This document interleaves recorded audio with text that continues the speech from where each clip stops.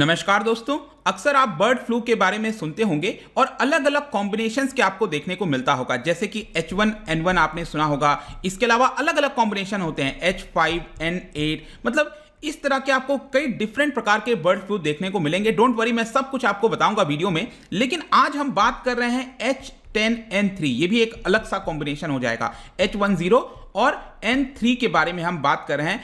Problem क्या हुआ है कि चाइना के अंदर पहला ह्यूमन केस देखा गया है जहां पर ये वाला जो बर्ड फ्लू है H10N3 वो पाया गया है। ये आप न्यूज देख सकते हो, China reports first human case of bird flu strain H10N3 in world. तो इसके बारे में डिटेल से समझेंगे कि एग्जैक्टली है क्या, इसका मतलब क्या हुआ। देखो, ये जो वायरस है ये पहले से था, लेकिन ह्यूमंस के अंदर अभी तक ये इन्फेक्ट नहीं किया था। लेकिन पहला केस चाइना के अंदर आया है जहां पर ह्यूमन को ये इन्फेक्ट कर गया है। तो क्या ये घातक हो सकता है, प्रॉब्लम क्रिएट कर सकता है, हर एक चीज, ये H क्या होता है, N क्या होता है, हर एक चीज मैं आपको डिटेल से बताने वाला हूं। चलिए आगे बढ़ते हैं। अगर आप यूपीएससी की तैयारी कर रहे हैं तो इसके बारे में सभी जानकारी आपको डिस्क्रिप्शन में मिल जाएगी, वहां से आप हमारे ऐप को भी डाउनलोड कर सकते हैं।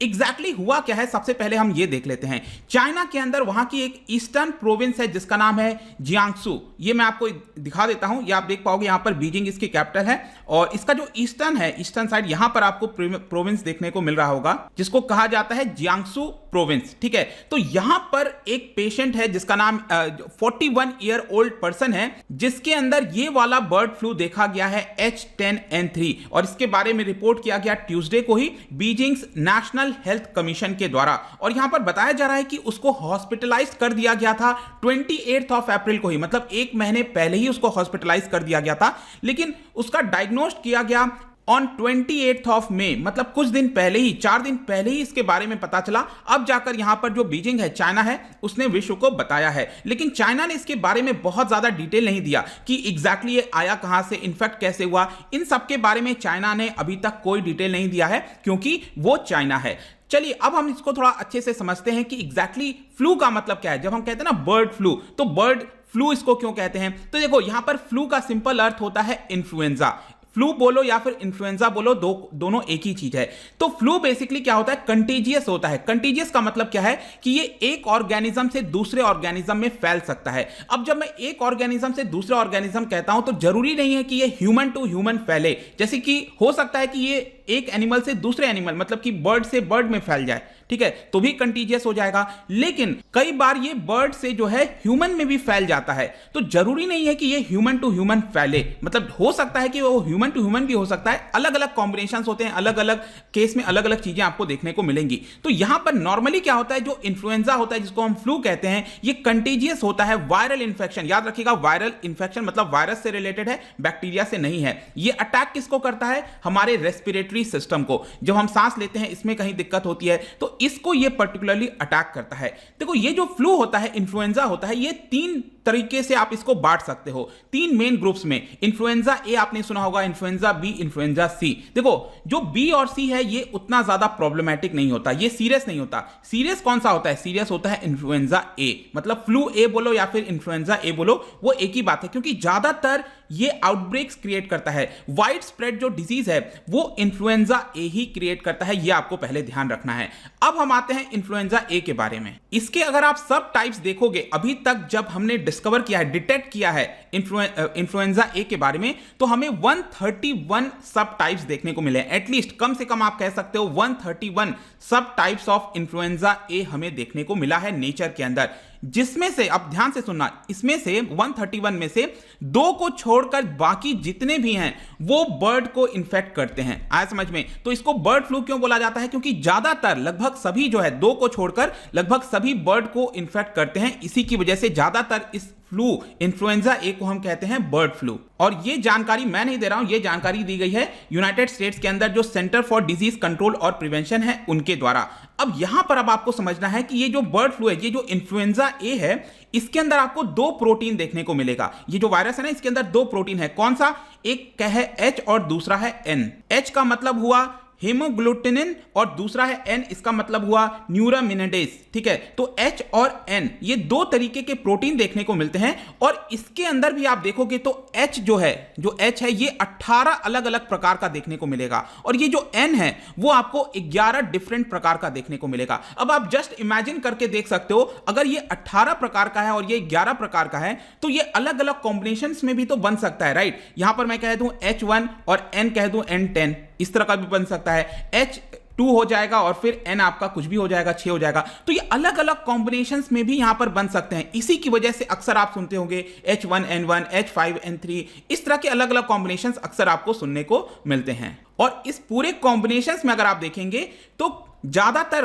काफी कुछ ऐसे होते हैं जो सिर्फ बर्ड्स को इन्फेक्ट करते हैं, ज्यादातर बर्ड्स को ही इन्फेक्ट करते हैं, लेकिन कुछ ऐसे भी होते हैं इसके अंदर जो बर्ड को तो इन्फेक्ट करते ही हैं, लेकिन इसके साथ साथ जो मैमल्स हैं उनको भी इन्फेक्ट करते हैं। अब मैमल्स में क्या आता है, जैसे पिग्स हो गया, डॉग, हॉर्सेस, साथ ही साथ ह्यूमंस भी तो मैमल्स में आते हैं, तो ये ह्यूमंस को भी इन्फेक्ट करते हैं कुछ इसके अंदर से। और इसी की वजह से जब भी ये ह्यूमन के अंदर इन्फेक्ट करेगा तो आपको वाइड स्प्रेड डिजीज देखने को मिलता है। अब क्वेश्चन ये आता है कि ये होस्ट कौन है, इसका कौन, मतलब किसके अंदर ये पाए जाते हैं। तो ज्यादातर देखिए जो एक्वेटिक बर्ड्स होते हैं ना, वाइल्ड एक्वेटिक बर्ड्स, उनके वो नेचुरल होस्ट होते हैं इस तरह के वायरस के, और कई बार अचानक से वो आउटसाइड में फैल जाता है और तब जाकर अक्सर आप सुनते होंगे पोल्ट्री जो बर्ड्स हो गए, जो जिनको पाला जाता है, चिकन्स वगैरह, उनके अंदर अगर ये इन्फेक्ट करता है तो प्रॉब्लम क्रिएट कर सकता है। वाइल्ड बर्ड्स को उतना प्रॉब्लम नहीं करेगा क्योंकि वो उस हिसाब से उनके अंदर इम्यूनिटी होती है, क्षमता होती है, तो ज्यादातर उनको प्रॉब्लम नहीं होता है। लेकिन पोल्ट्री बर्ड्स वगैरह में, चिकन्स में अगर ये आ जाता है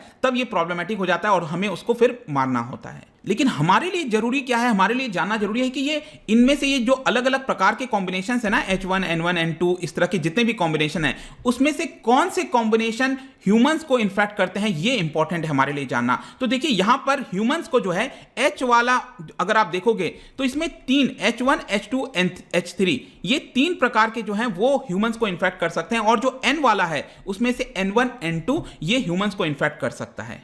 और प्रेजेंट में अगर आप देखोगे तो 2 सब टाइप्स हैं, जैसे कि आप यहां पर देख सकते हो H1N1 और H3N2, आया समझ में, H1N1, H3N2। और आज जो हम पढ़ रहे हैं जिसके बारे में, वो कौन सा कॉम्बिनेशन है, H10N3। तो ये वाला एक नया कॉम्बिनेशन आ गया है जो कि ह्यूमन को इन्फेक्ट कर रहा है।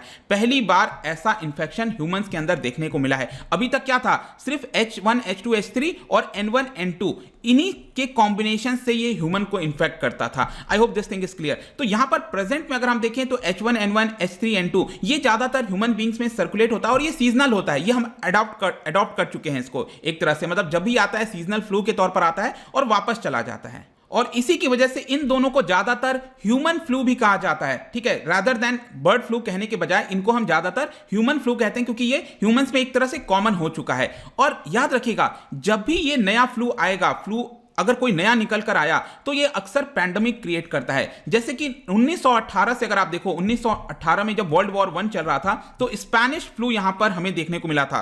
तो ये बहुत इंपॉर्टेंट इवेंट था, काफी सारे करोड़ों लोगों की इसके अंदर जाने गई थी।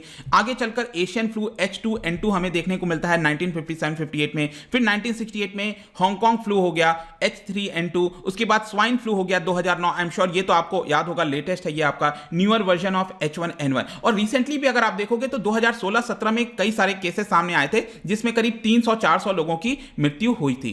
तो चलिए इसको फर्दर समझते हैं। लेकिन यहां पर एक क्वेश्चन आपके मन में आना चाहिए, ये इतने सारे आपको स्ट्रेन कैसे देखने को मिलते हैं? मतलब क्वेश्चन आना चाहिए ना कि H1N1 ये इतने सारे हो कैसे गए, मतलब क्यों इतने सारे कॉम्बिनेशन हो गए? तो देखिए यहां पर आपको समझना है कि ये जो इन्फ्लुएंजा ए वायरस है, मैंने आपको स्टार्टिंग में बताया था ना ABC होता है जिसमें ए वाला ज्यादा इन्फेक्ट करता है। तो ये जो ए वायरस है ये कॉन्स्टेंटली म्यूटेट होता रहता है। जैसे हम आजकल सुनते हैं कोरोना वायरस आपका म्यूटेट हो रहा है, कॉपीज बना रहा है, ये भी लगातार कॉपीज बनाता है। और प्रॉब्लम क्या होती है इसके अंदर, ये भी आपका कॉपीज बनाते समय एरर क्रिएट करता है। अब स्पेशली एरर इसके अंदर इसलिए होता है, जैसे कि आप यहां पर डायग्राम में देखो, ये डीएनए है, ठीक है, ह्यूमंस के अंदर क्या है, डीएनए है, राइट। तो डीएनए आपका 2 स्ट्रैंड्स आपको देखने को मिलेंगे। लेकिन ये वाला जो इन्फ्लुएंजा ए वायरस है ये आरएनए वायरस है और इसके अंदर आपको 8 सेपरेट स्ट्रैंड्स देखने को मिलेंगे। 8 सेपरेट जो है वो स्ट्रैंड्स देखने को मिलेगा, जिसकी वजह से जब भी ये कॉपी करता है तो अलग अलग कॉम्बिनेशंस यहां पर बन जाता है। और यही प्रॉब्लम क्रिएट करता है जिसकी वजह से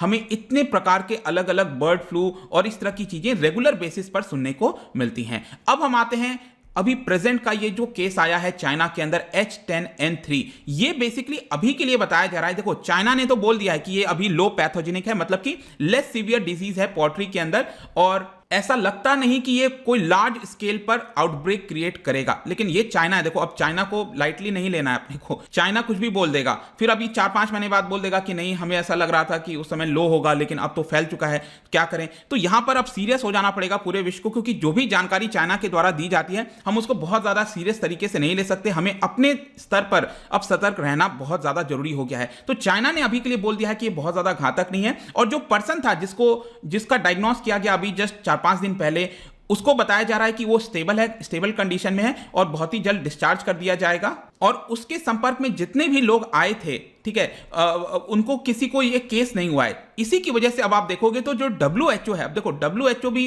अक्सर वही आजकल बोलता है जो चाइना बोल रहा है। तो वर्ल्ड हेल्थ ऑर्गेनाइजेशन, यहां पर इनका कहना है कि ये ह्यूमन टू ह्यूमन ट्रांसमिट नहीं होता है अभी के लिए। तो अभी के लिए लोग बोल रहे हैं कि ह्यूमन टू ह्यूमन नहीं हो रहा है, ये सिर्फ बर्ड टू, अभी जहां से भी आया होगा। अब इसके बारे में मैं वही कह रहा हूं, बहुत सारी जानकारी नहीं है। प्रॉब्लम यहां पर जरूरी क्या है कि इसका जो जेनेटिक डेटा है उसको अभी एनालिसिस किया जाएगा, इसके बारे में और जानने की कोशिश की जाएगी, तब जाकर हम पता लगा सकेंगे कि एग्जैक्टली चल क्या रहा है इसके अंदर, ये कहां से आया, कैसे आया, तब जाकर पता चलेगा। लेकिन याद रखना है आपको, चाइना के अंदर आपको बहुत सारे स्ट्रेन्स देखने को मिलेंगे, अक्सर वो आते रहते हैं, लेकिन ज्यादातर प्रॉब्लम इसीलिए होती है क्योंकि वहां पर जो लोग काम कर रहे हैं पोल्ट्री वगैरह के अंदर, वहां से ये फैलना स्टार्ट हो जाता है। और लास्ट टाइम जैसे मैंने बताया कि जो बर्ड फ्लू की हम बात करें तो 2016-17 में आया था H7N9, जहां पर 300 लोगों की जो है मृत्यु हुई थी, ऐसा बताया जाता है। तो ये पूरा वीडियो था दोस्तों। आई होप कि इसके बारे में अब आपको कोई डाउट नहीं होगा कि एग्जैक्टली है क्या, कहां से आ रहा है, क्या चीजें चल रही हैं इसके अंदर। जाने से पहले मैं आपके लिए एक इंटरेस्टिंग क्वेश्चन लेकर आया हूं रिगार्डिंग DNA एंड RNA। क्या आप मुझे बता सकते हो, 4 स्टेटमेंट है इससे रिलेटेड, इसका जो राइट आंसर होगा, देखिए ये आपको मेरे इंस्टाग्राम पर तो मिलेगा ही, आपको पता है, और वहां पर अगर आप नहीं हो कोई बात नहीं, टेलीग्राम से भी ले सकते हैं। मैं कई सारे MCQs यहां पर डालता रहता हूं, स्टोरीज के फॉर्म में आप जाकर प्ले कर सकते हो। बाकी अगर आपको इसका PDF चाहिए टेलीग्राम पर और बाकी सोशल मीडिया पर आप उनसे जुड़ सकते हो। इकोनॉमिक्स पढ़ना है, UPSC पढ़ना है, कुछ भी, तो आप हमारे ऐप को जरूर डाउनलोड करिए। आई होप कि ये वीडियो आपको पसंद आया होगा। मिलता हूं आपसे next time. Till then, thank you very much, see you soon.